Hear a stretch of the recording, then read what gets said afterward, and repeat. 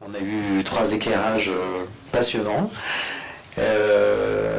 C'est pas évident d'essayer de faire une synthèse des minorités, c'est-à-dire des autres, qui sont dans toute leur diversité, leur variété, dans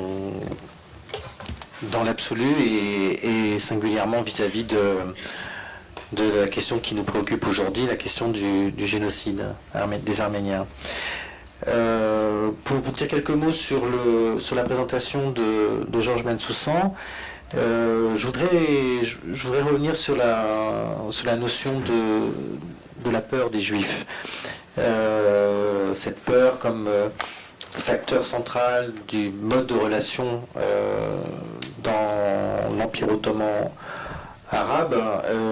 Pour avoir travaillé sur cette question, sur l'autre partie de l'Empire ottoman, c'est-à-dire la partie turque et plus précisément, plus spécifiquement sur Constantinople, c'est au fond un peu la même chose, d'ailleurs il l'a dit, et je suis moi-même tombé sur des récits, des exemples donnés, des témoignages écrits et oraux de jeunes enfants musulmans qui s'amusaient au bazar d'Istanbul alors là, pas à tuer, on ne tue pas à Constantinople comme ça quelqu'un.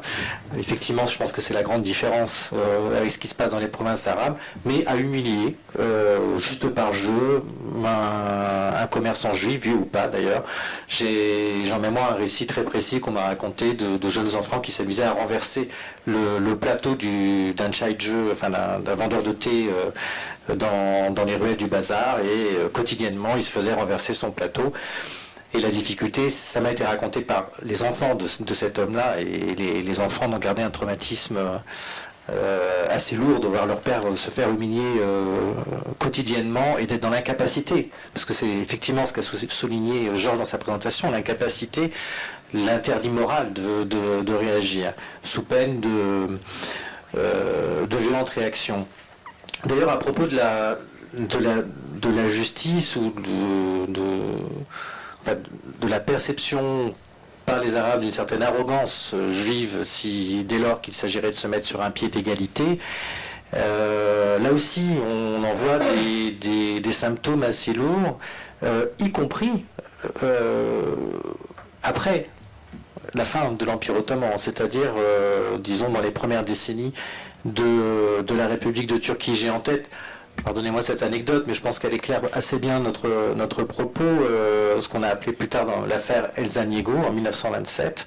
Donc là, on est déjà sous l'Empire ottoman, sous la République de Turquie, le traité de Lausanne est là. Normalement, les minorités sont protégées, on est sur une république laïque. Et c'est un événement qui a été traumatique pour la communauté juive de cette République de Turquie, parce que, bon, c'est un fait divers très simple, je vous fais à grands traits, un meurtre passionnel, une jeune femme juive de Beyoğlu, un quartier d'Istanbul, est assassinée par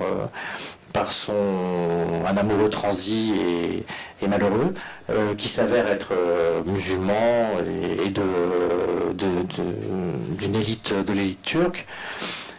Et puis il est déclaré très vite fou, etc. Donc il y a une manifestation de la part des juifs du quartier, c'est un quartier juif où ça s'est passé, et ça a suscité une énorme émotion, c'est ça qui est très intéressant, c'était une énorme émotion de la part des médias turcs, qui à l'unisson vont condamner les juifs, en clair, de sortir du rang, c'est-à-dire d'exiger ce qu'ils ne sont pas en droit d'exiger. Alors pour les responsables juifs, ça a été une grosse déconvenue, parce que précisément on leur avait expliqué depuis 23 que désormais on était tous citoyens turcs à égalité, et ça a été un déclencheur, parce qu'à partir de ce moment-là, ils ont globalement compris que cette égalité n'était qu'une égalité de façade, et qu'au fond, si le discours avait changé, s'il fallait remodeler un petit peu les jeux d'allégeance avec les autorités, la réalité de ce qu'était le millet juif à Constantinople à l'époque ottomane n'avait finalement guère changé. J'ajouterais que c'est encore un peu le cas aujourd'hui. Vous avez chaque année régulièrement, il y a des déclarations officielles du grand rabbinat pour tel ou tel événement généralement commémoratif ou festif. Ça commence de manière quasiment systématique, à 9 fois sur 10, par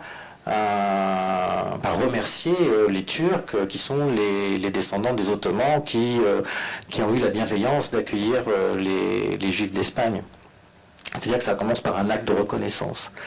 Ce qui est assez intéressant parce que si on regarde plus concrètement de qui descendent les Juifs de Turquie aujourd'hui, on s'aperçoit que, en fait, en réalité, d'un point de vue purement ethnique, une bonne partie était finalement à Constantinople ou dans l'ex-empire ottoman bien avant l'arrivée des Turcs. Bon, et bon, c'est pas la question. Ce que je voudrais souligner, je reviendrai tout à l'heure par les autres papiers, c'est qu'au fond, jamais on verrait les Grecs ou les Arméniens faire la même chose. Et d'ailleurs, les Turcs ne l'attendent pas. Je les gardais ça en tête, j'y reviendrai tout à l'heure. À moins que ça soit exigé, évidemment, formellement, mais pas... bon, bref, on en reviendra tout à l'heure. Quelques mots sur le papier de David. Je ne sais pas si je suis à la bonne distance du micro, si ça... en fait, de David et d'Estelle, ce qui est formidable avec le Caucase, c'est qu'on fait quelques pas, il y a un nouveau peuple à découvrir. Hein, c'est la montagne des langues, c'est assez extraordinaire. Ce qui m'a frappé, bon, je pense c'était deux papiers extrêmement riches l'un comme l'autre, donc c'est difficile d'en faire une synthèse, surtout que je découvre les papiers en même temps que vous. Mais moi, ce qui m'a frappé, c'est en ce qui concerne le papier de David, la première chose, ça a été comment il est souligné par les différents témoignages que vous mettez en avant, le fait que le génocide, qu'on n'appelle pas encore génocide dans ces témoignages, s'étend à des chrétiens non arméniens. Alors là, j'aurais deux remarques à faire sous forme de questions un peu. La première, c'est que c'est frappant de voir l'exemple que vous donniez, que les Allemands s'interrogent en disant mais pourquoi ce village, ils ne sont même pas arméniens, ce n'est que des Chaldéens. Ce qui veut dire en creux que, quelque part, et ça rejoint la discussion du panel précédent, qu'en creux, les autorités allemandes sur place avaient accepté, au fond, leur rôle dans l'extermination des Arméniens. Et puis, et là ça revient sur le papier de Georges Bensoussan et de la question des Juifs dans ce génocide-là, pourquoi les chrétiens ? Pourquoi que les chrétiens? Quant aux Yézidis, c'est encore plus compliqué, mais là aussi, j'ai lu dans mes propres travaux des témoignages de la fin du 19e, début 20e, de littérature diverses et multiples, ou même juive d'ailleurs, sur les Yézidis. On ne sait pas vraiment ce que c'est en fait, c'est tellement loin de tout ça, c'est les montagnes, c'est compliqué. Et si je ramasse tout ça, la question finale que je voudrais poser, c'est la question de la peur, encore une fois, mais en inversé par rapport à ce que vous faites. C'est-à-dire, au fond, le juif est, vous l'avez souligné, est digne de mépris, pas de peur. Koka Kiaoudi, comme on dit en juif, le juif peureux, c'est l'expression totalement convenue. L'historien Abraham Galanté, donc l'historien XXe siècle du judaïsme turc, qui était très mainstream, qui faisait très attention, il mettait les pieds, mais à la fin des années 40, il était très âgé, il a écrit plusieurs recueils de documents, et il est mort en 1950, 51, quelque chose comme ça. Et là, l'un de ces derniers, c'était après la création d'État d'Israël, et il fait tout un article justement sur Koka Kiaoudi. Et là, tout sort, d'un coup, et parce que c'est la revanche. La victoire d'Israël contre les armées arabes lors de la première guerre israélo-arabe était une surprise pour les Turcs qui n'auraient pas misé un courouche sur une armée de juifs. Un juif, ça se bat pas, un juif, c'est pas un militaire. Ils n'ont jamais cru, ils n'ont pas cru une seconde, ils ont été extrêmement surpris, mais les juifs de Turquie aussi ont été quelque part heureusement surpris. Parce qu'au fond, et là aussi, je pense que je dis ça pour surligner ce que disait Georges Bensoussan, les Juifs ont intégré un petit peu cette infériorité, ce rapport d'humilité obligé vis-à-vis des Turcs. Voilà, donc pour en revenir à cette question de peur, enfin pour finir là-dessus, la peur engendre la violence. Hein. Et si les Juifs n'ont effectivement pas... bon, il y a eu des exceptions, il y a eu les Juifs de Palestine, plus tard il y a eu les Juifs de Thrace, etc. Enfin, ça n'a pas été simple, et ça n'a surtout pas été plus tard, dans un autre contexte, mais ce n'est pas le sujet ici. Globalement, on peut dire que pendant la Première Guerre mondiale, les Juifs de l'Empire ottoman ont été touchés par la guerre, bien sûr, mais n'ont pas subi les foudres avec la même violence que les Arméniens et les chrétiens. Alors malheureusement, la personne qui devait intervenir sur la minorité grecque n'est pas là. C'est dommage parce qu'effectivement c'était un pendant très, très important vis-à-vis de la question arménienne dans la logique de ce panel-ci consacré aux autres minorités. Si je peux me permettre là juste de répondre à l'une d'elles qui rejoint exactement votre problématique. J'en ai une qui dit que est-ce que c'est la même intolérance à l'égard de peuples accueillis, entre guillemets, venant de puissances ennemies, par rapport à celle qui est exercée contre les peuples conquis? Moi, je crois que ce qu'il faut surtout dire en ce qui concerne ce qui nous occupe ici, c'est que le plus dur est de très loin réservé aux minorités qu'on peut appeler territoriales. Les Juifs n'ont jamais été une minorité territoriale, donc ils n'ont jamais été un danger. La seule fois où ils ont demandé au sultan Abdulhamid, à propos de la Palestine, est-ce qu'on peut avoir quelque chose de légalisé ici? La réponse a été niet. Voilà. Donc pas de territorialisation, et les plus territoriaux de tous, c'était effectivement les Arméniens. Après, je dirais effectivement les Grecs du Pont, ils étaient là enquistés depuis longtemps. Et ceux qui se sont imaginés qu'à partir de la très vieille implantation depuis 3 millénaires en Ionie, c'est-à-dire autour de Smyrne, que ça avait perduré, bon, bah, ils ont payé le prix qu'ils ont payé dans le cadre des rapports de force entre 1921, 22 et 21 et 22. Voilà. Maintenant, il y a des questions ici qui sont très intéressantes. Oui. Deux questions ici. La première, je la lis très rapidement. Est-ce que les Juifs ont été victimes du génocide de 1915 en Turquie, donc? Et deuxième, qu'en est-il de la déportation des Juifs de Palestine? Alors rapidement, à ma connaissance, mais je peux faire erreur, j'ai en face de moi Claire Mouradian et à côté de moi Gérard Chalion. À ma connaissance, et entre autres dans les documents que Claire a rassemblés dans le dernier numéro de la revue, les Juifs n'ont pas été victimes des massacres. Et quant à la déportation des Juifs de Palestine, oui, ça a eu lieu. Ce sont les Juifs du foyer national juif qu'on appelle le Yishuv, mais ils n'ont pas été déportés en tant que Juifs. Ils ont été déportés, ça rejoint la remarque de Charles Chalion à l'instant, parce qu'ils avaient un projet territorial, c'est le premier point. Or, aux marges de l'Empire, on n'allait pas reconstituer une deuxième Arménie, on est en 1915. De surcroît, une deuxième Arménie qui était soutenue par Londres et par Paris. Tout le monde sait qu'il y avait une rivalité et qui va aboutir aux accords Sykes-Picot, chacun s'empressant de soutenir le projet sioniste en pensant que... bon. Mais le deuxième point, c'est que la plupart des Juifs qui ont été exilés vers l'Égypte ou vers la Corse, un grand nombre de Juifs du Yishuv qui ont été expédiés en Corse, et dont certains d'ailleurs ne sont pas revenus en 1919, et ils ont fait souche en Corse. On trouve les descendants aujourd'hui. Ils ont été expédiés à l'étranger en tant que sujets russes. C'est ça surtout qui a motivé leur déportation, c'est-à-dire en tant que sujet ennemi. Ils avaient un passeport russe pour entrer dans l'Empire turc. Pour entrer, ils avaient beaucoup de mal à entrer dans l'Empire turc, vous l'avez souligné, et il faut le ressouligner. Constantinople a été totalement opposé au projet sioniste, depuis la première heure jusqu'à la dernière heure. Absolument. Bon. Deuxième question qui m'a été posée, qu'entendez-vous par économie psychique que vous avez utilisé à plusieurs reprises? Oui, effectivement, c'est quelque chose que j'utilise souvent. Je veux simplement dire par là, c'est simple, c'est une représentation du monde, c'est tout. C'est-à-dire un regard, des valeurs, des croyances, si vous préférez, le soubassement mental des comportements. Bon. Et je crois qu'on ne peut pas faire de l'histoire sans anthropologie. Ça n'existe pas. Sinon, dans l'histoire quantitative, on a la chronologie uniquement et ça n'a rien à voir. De la même façon que tout à l'heure j'ai dit, et je m'arrête là, qu'on ne peut pas faire de l'histoire sans longue durée. Je milite pour la longue durée, parce que si on se limite pour comprendre, par exemple, ce qu'il en est de la condition juive en terre arabe aux 50 ou aux 100 dernières années, on ne comprend strictement rien. Il faut remonter à plusieurs siècles en amont. J'avais deux questions, je vais essayer d'y répondre brièvement. La première, c'est faites-vous une classification, à part l'appartenance / identification nationale / ethnique,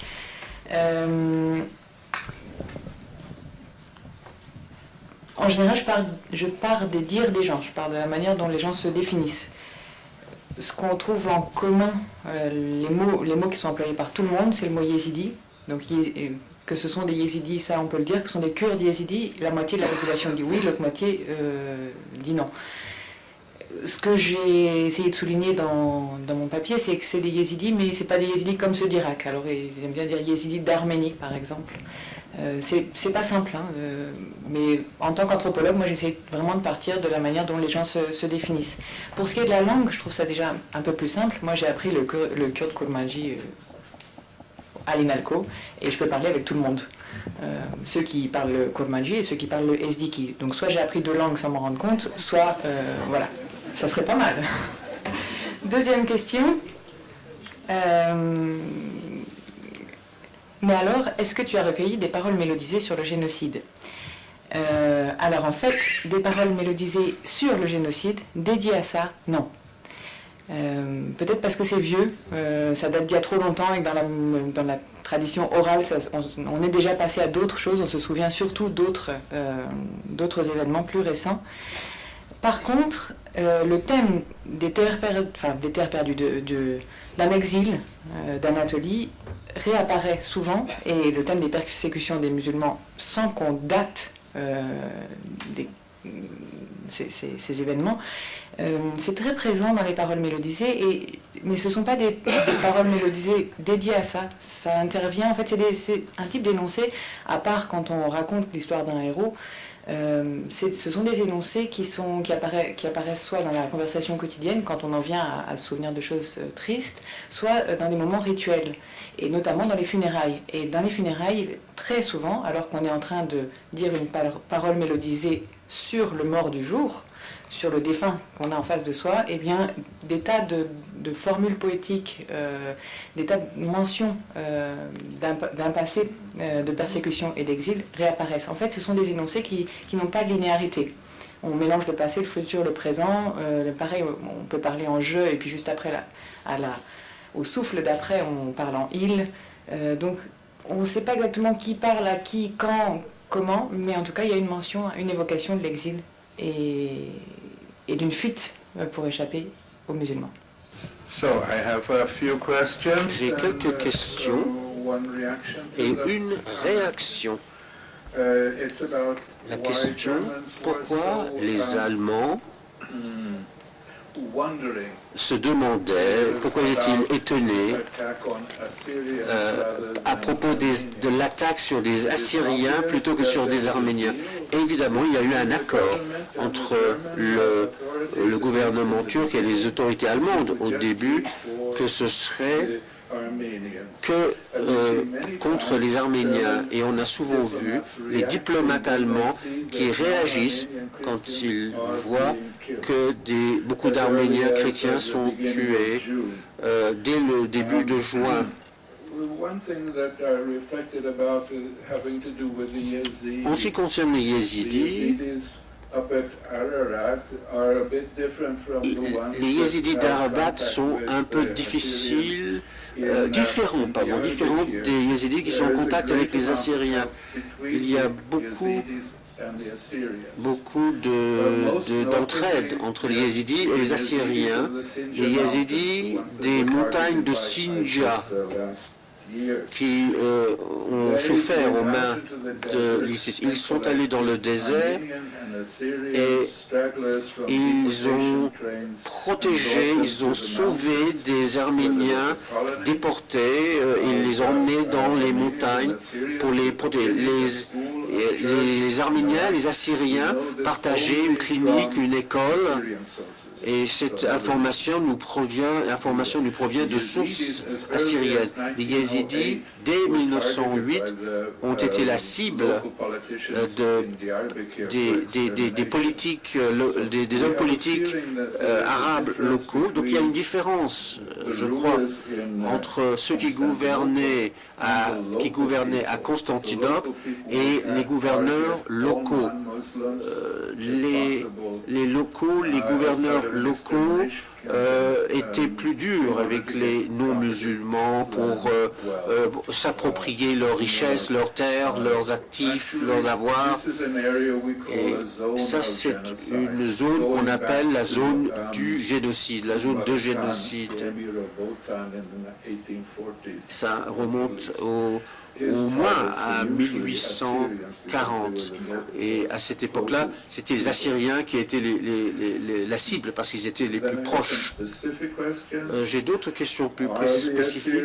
Est-ce qu'on peut considérer les Assyriens comme une nation ou simplement comme des groupes de chrétiens? Lisez mon article, c'est une question très complexe.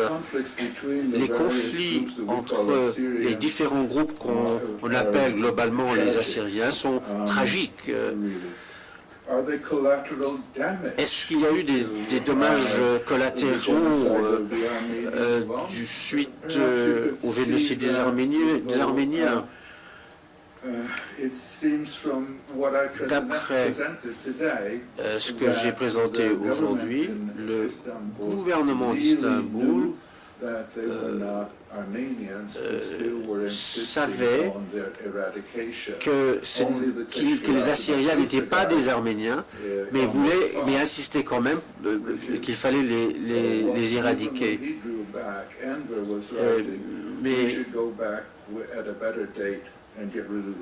Mais même quand ils ont reculé, ils ont décidé de revenir et de recommencer plus tard.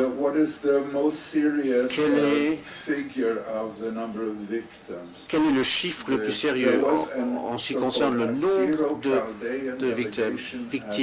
Il y avait à la délégation de la conférence de la paix en 1919 une délégation qui a présenté des chiffres pour différents lieux, et quand on les additionne, à l'intérieur de l'Empire ottoman, de l'Empire perse, on arrive à 250 000 Assyriens.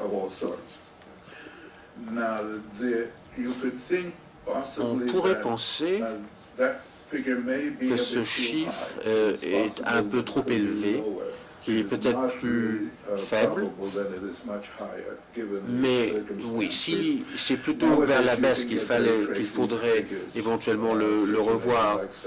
Mais aujourd'hui, il y a encore des chiffres fous qui circulent. On parle de 700 000, 75% de la population d'origine. Mais nous ne savons pas d'où vient ce chiffre actuellement. Une agence assyrienne d'information a diffusé ce chiffre suite à une décision prise par le Parlement arménien. Comment peut-on parler de génocide en s'agissant des Assyriens? Comme je l'ai déjà dit, le gouvernement savait qu'il ne s'agissait pas d'Arméniens.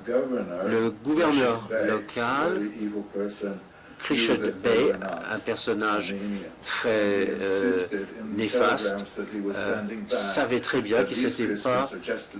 Et il disait que ces chrétiens-là étaient aussi mauvais que les Arméniens. Et l'année dernière, il y a eu un papier sur l'extermination des Arméniens qui explore toute la correspondance entre le gouverneur local qui voulait éradiquer tous les chrétiens et le gouvernement jeune turc. Donc ça, c'est une chose. Il y avait de l'intentionnalité.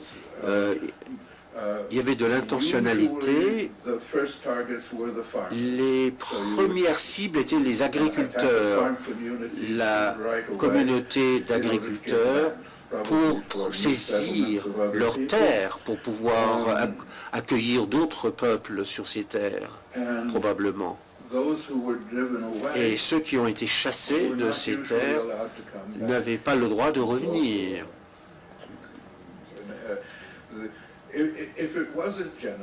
Si ce n'était pas du génocide, je ne sais pas comment on pourrait le décrire. C'est comme un diagnostic psychologique. De quelle maladie s'agit-il? Est-ce que c'est de la schizophrénie? On procède par élimination souvent pour arriver à trouver le bon terme. Merci tous les participants.